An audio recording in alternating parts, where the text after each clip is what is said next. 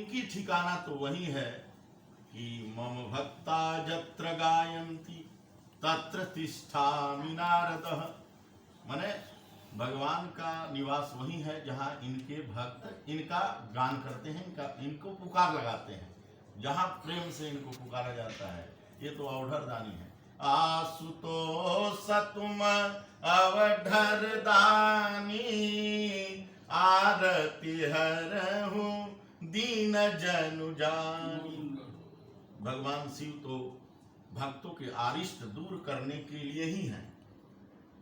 अन्य देवता अन्य कार्य करते हैं, परंतु भगवान शिव भक्तों के अरिष्ट भय को शमन करते हैं। ऐसे महानतम देवता है।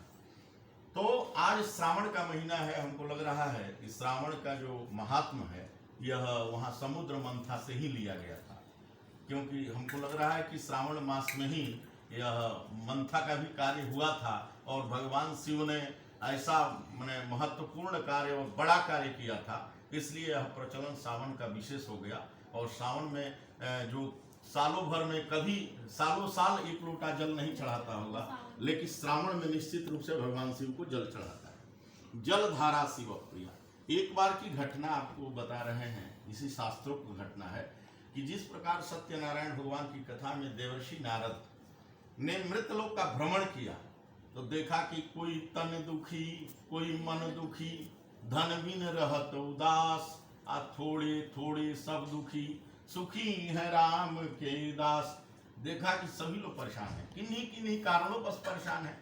कोई घर से परेशान है, कोई मकान से परेशान है, कोई विवाह से परेशान है, कोई नौकरी को लेकर परेशान है, कोई बच्चों के हरकत को लेकर परेशान है, कोई अपने स्वास्थ्य को लेकर नित्य प्रतिदिन चिंता में ग्रसित है। यानी सारे लोग परेशान हैं।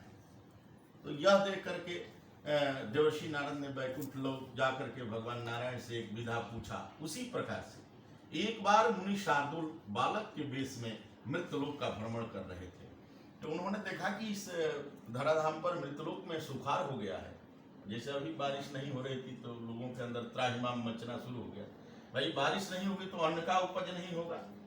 भगवान कृष्ण ने भी गीता में लिखा है कि अन्नाद भवन्ति भूतानि पर्यन्नाद अन्न संभव, यज्ञात भवति पर्जन्य यज्ञ कर्म समुद्भव। भगवान कृष्ण ने कहा कि जो लोग भी भगवान को जल चढ़ाएंगे तो सुखार नहीं होगा। भाई जल होगी, वर्षा होगी तो अन्न का उपज भी होगा, अन्न का उपज होगा तो चराचर प्राणियों की रक्षा होगी, इसमें कहीं कोई दिक्कत नहीं है। उसी प्रकार से मुनि शार्दुल ने जब भ्रमण किया तो देखा कि मृतलोक में सभी लोग परेशान हैं, किन्हीं किन्हीं कारणों बस परेशान हैं। तो ये सीधे कैलाश पर्वत पर गए। जाकर के भगवान शिव का इन्होंने वंदना किया कि वागर्था विवसं प्रीतौ वागर्थ प्रतिपत्तये जगतः पितरौ वंदे पार्वती परमेश्वरौ। हे प्रभु, आप तो इस जगत के मालिक हैं, इस ब्रह्मांड के मालिक हैं। आप तो सभी भक्तों के ऊपर सदैव कृपा करते हैं। भगवान शिव का नेत्र खुल गया।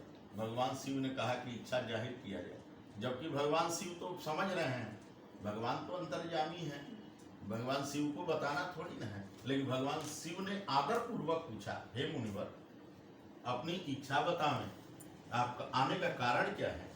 तो मुनि शार्दुल ने बताया कि प्रभु मैं भी मृतलोक का भ्रमण किया, देखा कि सारे लोग परेशान हैं और सबसे बड़ी परेशानी है कि जल नहीं है, सुखार हो गया है, कहीं अन्न की उपज नहीं हो रही है। इसके लिए क्या किया जा सकता। भाई जल नहीं होगा तो सब फल बेकार है। सारा भोजन की व्यवस्था हो और पानी की व्यवस्था ना हो तो गड़बड़ हो जाएगा।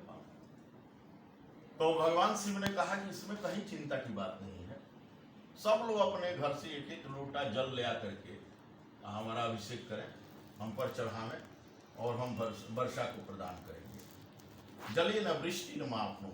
भगवान शिव को जल से जो अभिषेक करता है उसको उसके जीवन में जल की कमी नहीं होती है। जैसे अभी सावन में सब लोग जल चढ़ा रहे हैं, तो बारिश भी ज्यादा कदा कहीं कहीं जत्र तत्र हो ही रही है। ऐसा तो नहीं है कि सुखार हो गया है, जरूर बारिश हो रही है, भले थोड़ा कम ही हो लेकिन अवश्य हो रही है। तो अब ये हुआ कि जल की पूर्ति हो जाए तो इसके बाद अन्न की व्यवस्था चाहिए, और अन्न के बाद व्यक्ति रोगी भी हो जाता है। कभी कभी जल भी रोग का काम करता है। अगर व्यक्ति जल ज्यादा पीने लगे तो कहीं कहीं शरीर में वो भी डिफेक्ट करता है, यानी इससे भी कहीं व्याधियां उत्पन्न होती हैं। तो अब शरीर के अंदर रोग हो जाए, व्याधि हो जाए, तमाम दिक्कतें हो जाए, तो इसके लिए कौन सा उपाय किया जाए?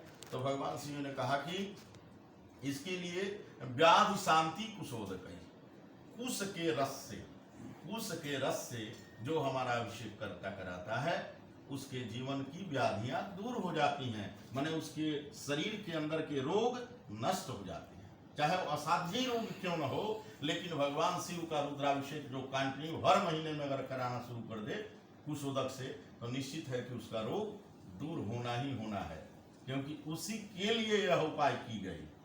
भगवान शिव ने यह कहा। तब यह हुआ कि जब रोग व्याधि हट जाए तो व्यक्ति को तंदुरुस्ती चाहिए, शरीर के अंदर पुष्टता चाहिए।